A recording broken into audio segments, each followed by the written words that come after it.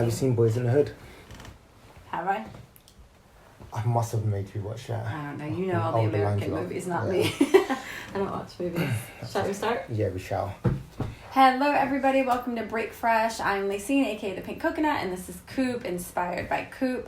Last week's episode, we were talking about eating for health and how we grew up eating and how we eat now and health issues that we may have had, and sort of just what sparks this journey. So this week is Eating for Health Part 2, and we just really want to talk about more of the science behind it, why we eat the way we eat, and sort of give you guys those reasons. Currently, we're eating mostly raw. Mm-hmm. I mean, we do eat cooked meals, but they're usually not at home. It's more of a treat. Yeah, it's a treat if we eat out. And yeah. There's tons of amazing vegan restaurants in London. So if you have a chance, you have to try them. But when we're at home, we eat mostly things like this: coconut and mango and yellow dragon fruit and cherimoya. Those are definitely cherimoya. I always get confused. Well, loads of people do get them confused. A lot of people think they're custard apple because they look just like custard apples. But most custard apples have kind of like a reddish, whitish tint to it. But when you cut it open, it doesn't look so much like this. It's a lot more creamy, and these are very sweet. And custard apples... Yeah, these ones are nice. Yeah, custard apples are quite bland and really creamy. And Is the custard apple like what we had in Jamaica? Exactly. That's why he wasn't too keen on it. Yeah, the custard apples are they're like really thick, creamy, like cakey almost. Mm-hmm. Whereas these ones, like, you do have a bit more flesh and they're sweeter. Yeah, they're a lot sweeter. It's completely different in comparison. Cherimoya. And so those are cherimoya. Okay. I always say I'm going to remember, and then for some reason I don't, so I'll try to put that in my head. Mm-hmm. But yeah, so we eat mostly fruit now. I mean, what is it? It's about 2 o'clock right now, and you haven't eaten I haven't even eaten anything yet. Yeah, I've just been drinking water. Yeah, and I've had a little bit, but yeah, so we eat mostly raw, but there's a reason for that, and it's not something that happened overnight. It's just sort of where our journey has led us, and as we started making more and more changes and learning more and more, we started just altering the way that we ate, but also it's been a natural progression. I mean, we love to eat this way. We're not lacking for anything. We're not craving for anything. We feel better than we have, I think ever. I think it boils down to what you learn. Yeah. Like, the more you learn and the more you understand food and understand the properties, when you're eating the food, you feel the difference and you understand why you feel the difference. And when you go from eating raw to then eating a cooked meal, you feel the weight of that meal, like it feels heavy in the inside. And sometimes you have effects, because last week we just didn't go fruit shopping like we usually do. And so I was eating not bad things, but I made buckwheat waffles, and I think I had porridge and just much more cooked food. And funny enough, I was waking up last week and my face was feeling oily. Like, I would wake up and I'd have to wash it right away just because it felt slick. Yeah. And I haven't felt that in so long. And the only thing that was different was that most of the time I ate raw fruit. Yeah, because we was cooked foods indoors and then going out and eating cooked foods. And just cooked. And my body's just not used to it. So you're just right about feeling the effects, because you don't always... Sometimes you know the reason, but if you don't feel the effect, you'll ignore the reason for why you should or shouldn't be doing something. Yeah. But because I could feel it, I was just like, remember this week, I was like, I just want to eat fruit because my body needs that fruit. No, I feel you. See, the thing is, when you're cooking your meals, what you're doing is you're destroying the digestive enzymes. So your food is lacking the vitamins that your body calls for to spark action within the cells. So eating raw... Wait, can I cut you off? Go on. Can you explain what enzymes are? Because I know for me, at least, I don't know about you guys, but I read the word enzymes all the time when you're reading about food, and I don't know if I really know what that means. Well, they like to use different names for the same thing all the time. So, like, those are your vitamins. Enzymes are vitamins. Yeah. Okay. And then with that, you have digestive enzymes, which allow you to be able to assimilate the nutrients from the food. Okay. Now, our body already contains all of these nutrients, all of the vitamins. What do you mean already contains? Our body contains vitamins and minerals itself. Naturally stored, okay? Just in your body. We have that. Like you're born with it. Of course. Oh. Now, when we're consuming food, we're creating a spark of action with these enzymes? With these enzymes, exactly. Okay. So when you go on a long fast, you don't have to worry about consuming foods or drinking anything to provide you with any vitamins or Because minerals. you have them already. Because you have them already. Hmm. Now what you're doing is just utilizing what you already have stored. Okay, I see what you mean, which is why you can do a long fast and not, because a lot of people say, I'm gonna die, like I can't do it, but that's why it's not that drastic, because these things are in your body and your body's just like, cool, I'll just use what I have. Don't worry about it. Exactly. So that's people do 40-day water fast. The average person in average health can do 40 days, isn't it? Yeah. And that's the average, and the average person isn't even really that healthy. So 40 days, that's over a month. I mean, imagine just if you are healthy, how much longer you could go. No, way more faster. A lot of people are concerned about how much weight they're going to lose, not understanding that majority of the weight that you lose is waist weight. And someone that's slim will not typically lose that much weight, but someone that's overweight will lose a lot of weight. But that's because it's waist weight. Exactly. I like that terminology. I've never heard it put like that, but waist weight. So when we're eating foods, we want to consume foods in its natural form, because you're getting the whole food and its whole nutrients. Okay. Now, a lot of people take supplements, for instance. Yeah, what is that? I get messages all the time, like, oh, what supplements do you take? Especially when I was pregnant, and even now, did you take supplements while you were pregnant? Do you take supplements now? And I mean, to me and to my understanding, you can go further into it, but you only need supplements if you are not eating these whole foods, because you're needing to supplement your diet with nutrients that you're not getting in your everyday food. Exactly. So if you're eating properly, if you're eating whole foods, then you don't need to supplement, because you're getting it in your food. Exactly. Right? Because majority of the food that we get are packaged foods. And when you're consuming packaged foods, then they've already gone through a process. So they're processed foods. And I think when people think of processed foods, they think of junk food. Yeah. But essentially, it's still junk food, but you're consuming something like pasta, which is processed food. Yeah. It's gone through a process, and to now make it look like that, because something that's unprocessed, when we say whole foods, that means the whole coconut, the whole cherimoya, the whole mango. These are whole foods that then maybe we process into, like, I have pineapple juice here. Yeah. Right? But if we go to the store and we buy, like you're saying, a box of pasta, you would never go out into a farm and just see pasta sprouting out of the ground. Like, it's not natural, right? So the process that is gone through to become pasta means that it has lost majority of its nutrients. Which is why they enrich, like, so most pasta is durum, is wheat pasta, and a lot of the times it says enriched pasta or enriched wheat, and that's because they have to re-add those vitamins and minerals into the food. And a lot of the times that they add these minerals back into the food aren't actually natural to the actual food source that they got it from. So they would add additional vitamins or minerals to that aren't naturally occurring in that food. Exactly. And now that causes even more problems. I feel a bit mind blown. I don't know if anyone else does, but that's making my head hurt. Okay, I get it. Now the problem being with this is, if you do this, it's unnatural for your body. So your body doesn't recognize this chain of minerals or vitamins, because it's not in its natural form. Okay, hold on, because I want to make sure everyone's following along, and I want to make sure that I'm following along also. Yeah. When you take a mango naturally has certain vitamins and minerals, naturally, and it's in a chain. And your body recognizes this mango and is like, sweet, thank you, I love all of this, and it kind of knows how to digest it. Takes each one, look at it like a beaded bracelet, for instance. Yeah. And each color bead on that bracelet represents a different vitamin or mineral. Okay.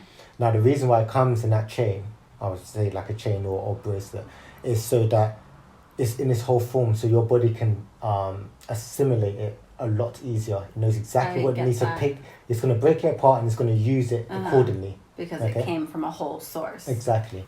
Now, when you're getting it incomplete, an incomplete bracelet would be something that's man-made, or food that's been enriched.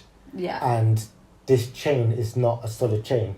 Therefore, your body has to then pull minerals and vitamins out from your tissues and your bones to then create a full chain again, so that it can utilize what is being ingested. Okay, so if you're, And so most of the times this happens, it is with processed and refined foods. Yes. So you're eating these foods, and again, we're just using pasta as an example just because that's what popped into our head. But if you're eating this enriched pasta and you're thinking, I think they add like, niacin and iron and I don't know. There's always that like chain of words right after enriched.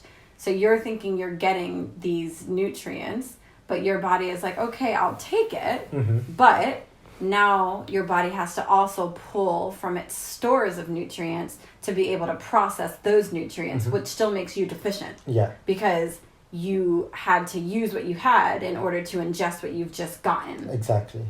So it's a slow deficiency. But if you think about how many times we're eating every day, to the amount of days, to weeks, to months, to years. Yeah, well, it adds up. And that's what I think a lot of people don't understand, is that it doesn't happen overnight. It's a constant depletion. And then, of course, eventually, you're going to be deficient, and then you're going to start feeling the symptoms of these problems. And what would symptoms be? For instance, you would get, iron anemia.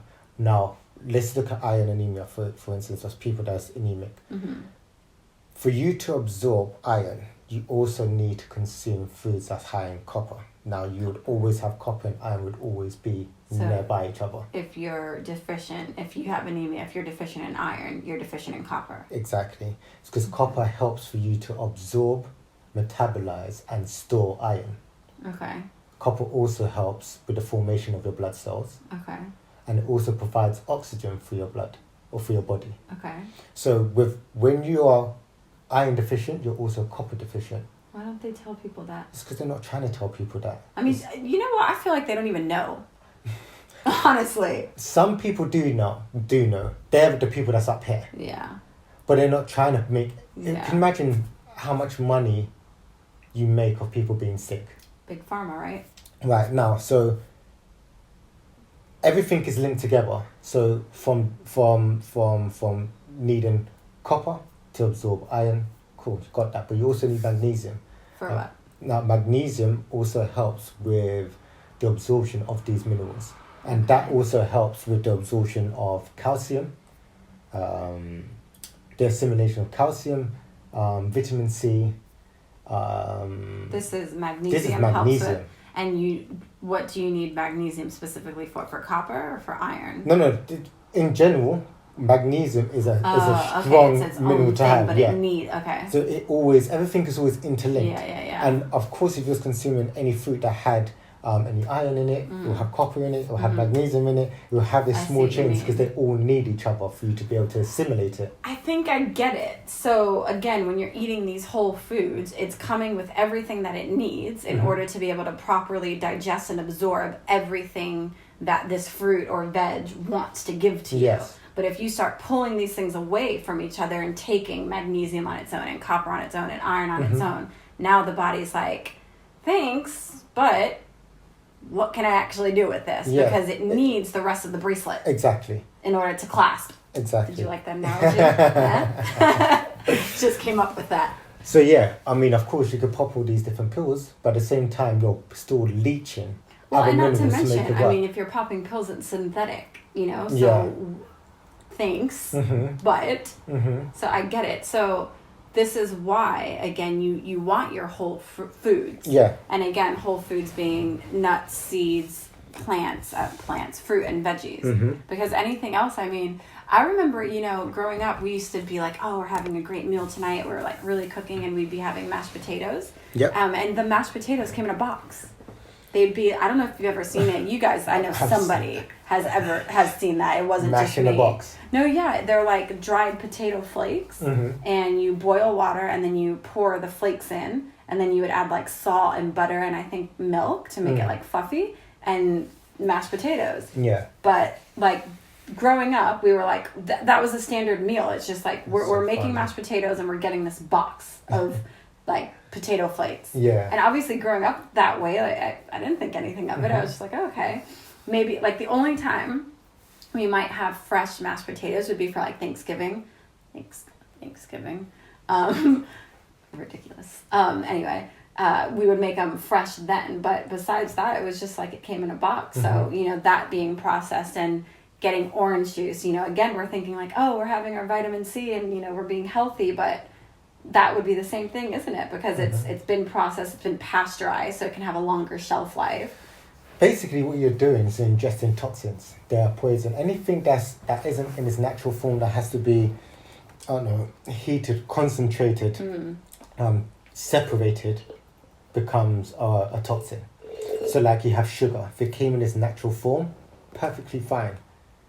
What kind of sugar? If you extract the sugar now, let's say from a sugar cane, for instance, okay. then you'll turn it into a crystallized acid. That's all it is, this crystallized acid. And this is, of course, it's addictive. It now becomes a drug. Yeah. Same with salt. Salt is, I think I told you this word before, it's an isotonic solution. Isotonic solution. Because it's supposed to have the same amount of minerals as with your blood, or with intra and extracellular on an intra and extracellular level. Okay. So when you're extracting the salt, what they're doing is taking the sodium and chloride from it, and that's the only two minerals. Which is why, so that's white table salt, right? Table salt? Yeah.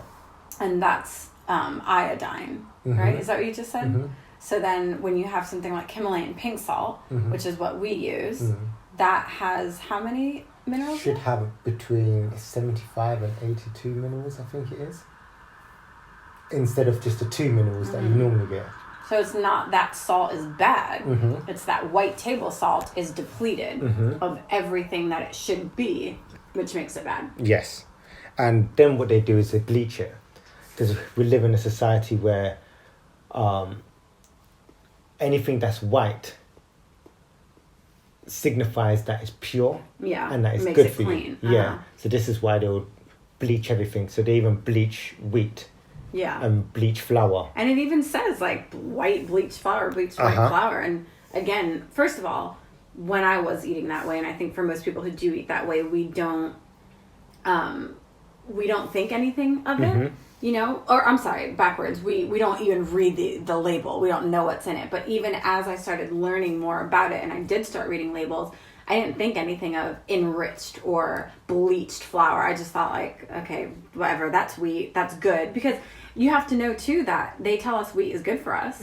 Like I used to think I was being really good because I wasn't choosing white bread. I was choosing wheat bread, or I wasn't choosing, the white pasta. I'd be like, oh, let me just get this brown like wheat pasta. That's what they're telling people. So they bleach and everything to make it white. So then it has no nutritional content. Which is why they have to enrich it though, right? Why are they doing this? So, sorry, I'm eating some coconut and absorbing everything you're telling me. This is crazy.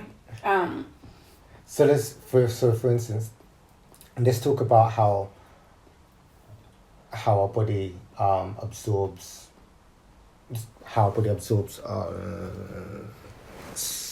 sugar. Okay. That's a whole topic in itself. People are saying like this is sugar. So sugar or glucose cannot be taken into the blood without a molecule of sodium. So you need salt to digest sugar, to absorb sugar. Exactly. Okay. Or glucose. Okay. Now, for glucose to enter into the cell, you need insulin, which is... To enter in the cell, you need insulin. Okay. Which is secreted from the pancreas. Okay. Now, for the pancreas to secrete insulin, you need magnesium. Okay. So just that trail in itself shows you how much is needed in order just to absorb one thing, which is glucose. When you're consuming fruits, the fructose comes with everything already, but it doesn't need the insulin to enter into the cell. Why? It's because it's in its natural form. It's the only source of fruit that has a conversion, and that conversion happens for the liver to be able to store more glucose in the liver, and then also be able to store glucose in the muscle tissues. Okay. But then the rest of it goes straight directly into the cells. And from there does what? And then you have something like vitamin D, which a lot of people are lacking in because they live in cold countries where it's gloomy. Can you only get vitamin D from the sun? Yes, I'm going to say that. No matter what pills people have got to give people, like, it's there, it's natural, it's out there. Well, let me ask a question for people who might say, like, what if you live in a place like London where the sun doesn't shine so often? How? Even people might understand, okay, I understand that I get vitamin D from the sun, but how? And what can I do to get more vitamin D? If I don't see the sun, shouldn't I take a supplement? Okay, well, the problem is when the sun starts to shine and it comes out, people are forced to put sunglasses on because this is a country or a city where everyone wants to be stylish. Yeah, sunglasses are just a fashionable thing. But sunglasses block UV light. So if you want to feed your brain, if you want to feed your body with vitamin D, the first thing you need to do is take off your sunglasses. Okay. Now, for people that's melanated, we need a minimum 2 hours on our skin. And that's every day? Every day. I mean, that's not a lot. I'm for it. But again, I'm just trying to think of the people who do live in a place like London or, I don't know, Seattle or, I don't know, any other cold place in the world, you know. Not cold, but not sunny. Okay, I get it. 2 hours, I'm melanated, I can do that, but I don't have sun. What do I do? You're living in the wrong place. Right? Simple as that. I mean, it's true. It's true. I mean, you're taking holidays to other cold cities instead of taking your ass onto a tropical island where you're already supposed to be living and catching as much sunshine as possible. Yet because of the culture that we've now picked up, we're hiding from the sun too. And to add to that, people feel that they need to hide from the sun because of the food choices that they make, which doesn't allow them to absorb the sun the way that they're supposed to. So they get sunburnt. They get sunburnt. It's because... And they think the sun is the problem. Nope. But the sun is not the problem. The diet. foods that they're eating are toxic, and the sun is burning those toxins from their skin. The reason being because the food that a lot of people consume is dehydrating. It pulls moisture out of your tissues. It pulls moisture out of your skin. Yeah. So even though you're applying all of these different creams onto you, you're still dry. And as soon as the sun hits you, it causes you to burn. Wow. This is why when I did the 31 days on just fruits, I was able to sit out in the sun, train in the sun, and that work was with just recently. other clients in the sunshine. Yeah. And I did not need the shade at all. My body was able to regulate the temperature, and I wasn't even breaking out in a sweat. Yeah. What was it, back in July or August, I think. So it was just recently. It was summertime in London. It was really hot and really nice during those days, and you weren't sweating. You weren't like having a smell or an odor from not sweating or sweating. Your skin actually got a bit darker, but never sunburnt. No. As most people would think would happen. And I think it's been the hottest since... The hottest summer, right? Since like 1800 something, didn't you say? Since the 80s, I think it was. Crazy. I can't remember what the exact figure was. But it was nice. Yeah. It was really nice. So when you're getting vitamin D from the sun, first of all, you don't want to block it from your eyes. You want your eyes to fully absorb everything. That converts your cholesterol to vitamin D. Hold on. What is vitamin D for? Vitamin D. So the channel that vitamin D goes is from the sun to your body, converts cholesterol to vitamin D. Vitamin D converts cholesterol into what? Vitamin D. So what are you getting from the sun? I thought the sun was the vitamin D. Sun provides your body with vitamin D. Okay. Provide your body with vitamin D. So vitamin D starts as cholesterol? Exactly. Oh. Cholesterol plays a big role in the body. Well, because we're all told that cholesterol is bad. Like, I have high cholesterol, it's bad. They have high cholesterol because they're consuming something that's bad for them. It all comes down to food. Every single time, food. All right, look. Cholesterol plays numerous roles. Is number one, so its role is to convert for vitamin D, which allows you to absorb calcium into your body. Vitamin D does? Yeah. Okay. No, and then calcium. Okay, let me not drift off because I was going to go down that route, but we changed the route. We'll save it. We'll save it. Okay. So, cholesterol converts to vitamin D, right? Mm-hmm. It also provides.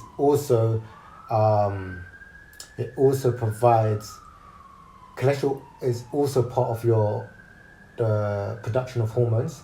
Okay. Cholesterol helps to produce hormones? Yeah. Okay. So especially your sex hormones. Okay. So that converts to pregnenolone. Pregnenolone? Yeah. Okay. And which converts to progesterone. Okay. And then progesterone then produces estrogen, testosterone, and your adrenal hormones. Wow. So this all started with the vitamin D. This all started with vitamin D. That needed to convert to cholesterol and. Well, no. So you already have cholesterol, but vitamin D. But the sunshine is what allows this conversion to happen. Okay. And this is why we know lacking in cholesterol. So vitamin D deficiency can create a hormonal imbalance. Yeah. Oh wow. Okay. But then it depends what. There's loads of others. Yeah, there's tons of other reasons, exactly. But that could be a factor. Mm-hmm.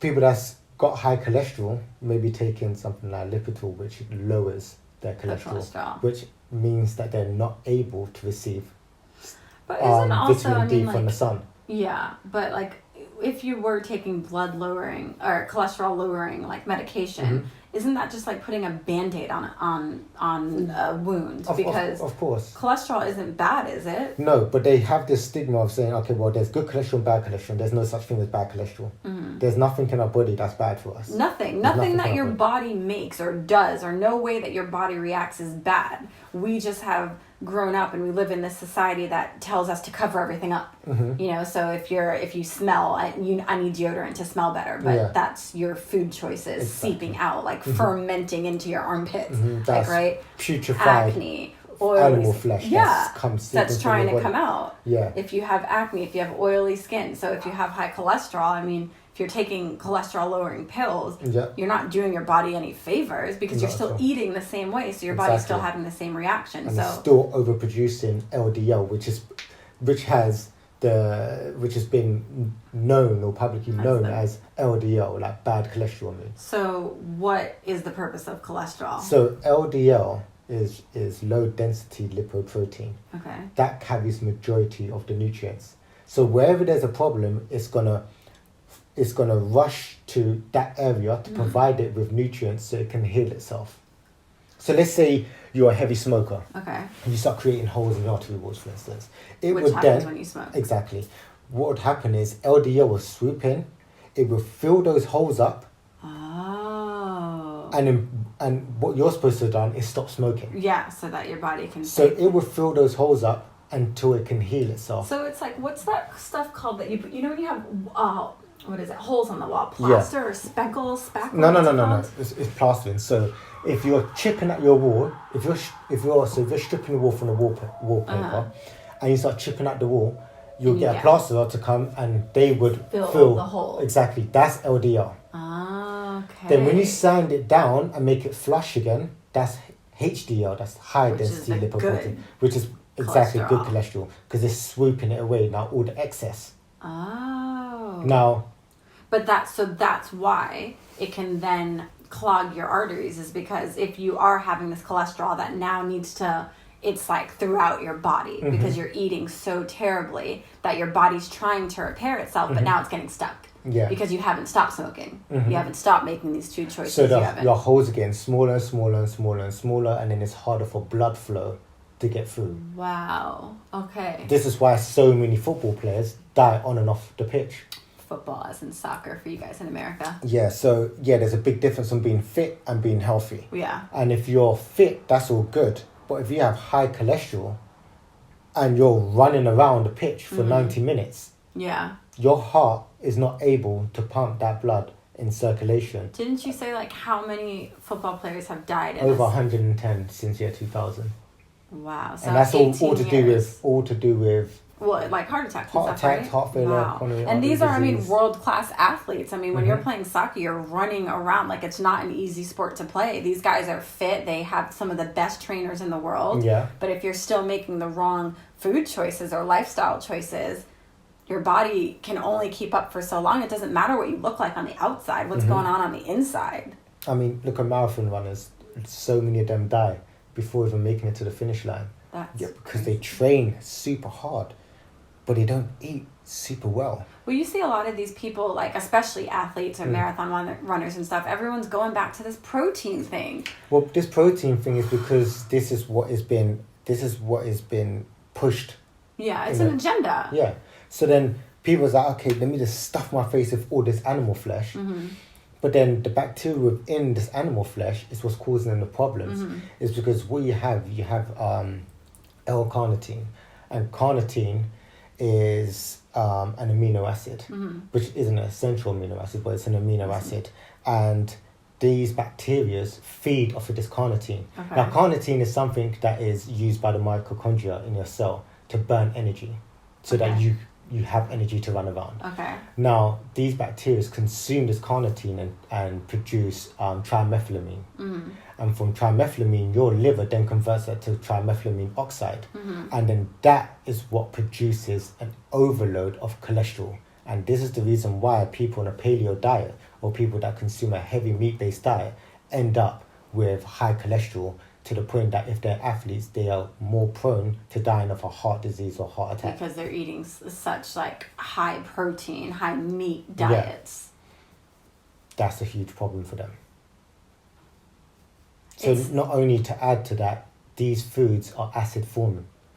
Yeah. So any food that you're consuming, or the air that you're breathing, that's super toxic for us. I mean, we should have an episode at some point in the future We will. on like acid and alkaline Yeah. and what exactly that means. But when you're consuming foods or beverages that produce acid in your body, your body will produce cholesterol to try and negate the acid because it's an alkalizing. Okay, let's just list off some acid forming foods right now. It's your white rice, your white potatoes, your Sugar. wheat pasta, your white sugar, your coffee, your beer, your cigarettes, your vodka, your gin, your wine, your chicken, your Fish. cheese, your eggs, your fish. So now people are left to question, well, what do I eat?